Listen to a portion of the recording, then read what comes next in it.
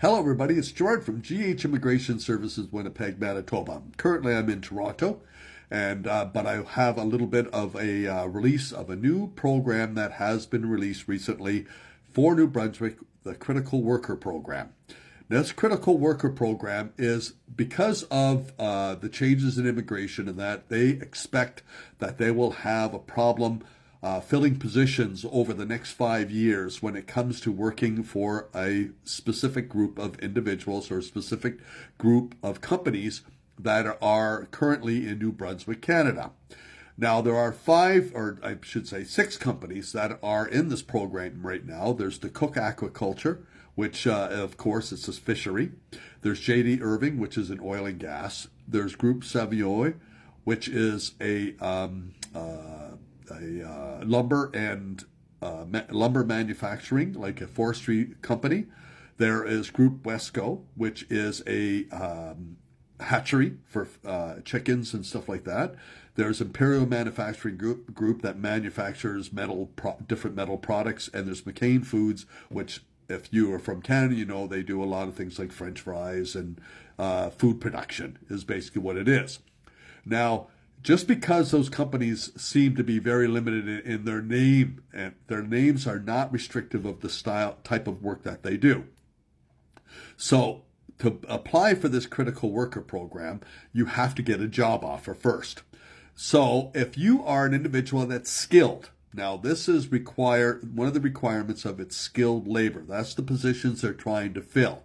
And they are all across the board, the types of skill, everything from different types of truck drivers to working in hatcheries to whatever it happens to be. There's many different areas within these groups of companies that are listed. So what you would do is you have to go to best to go to the New Brunswick website, their immigration website, and look up the Critical Workers Program. That Critical Worker Program will you'll be able to see the different companies that are there. Then you can sit there and open and search the careers and see if you are skilled, what types of jobs are available.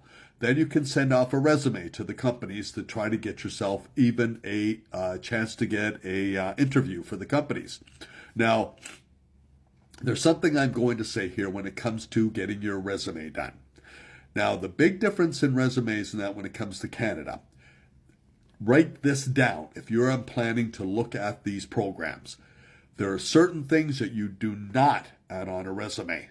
Okay, these are things that are to be eliminated on your resume because of privacy issues in Canada.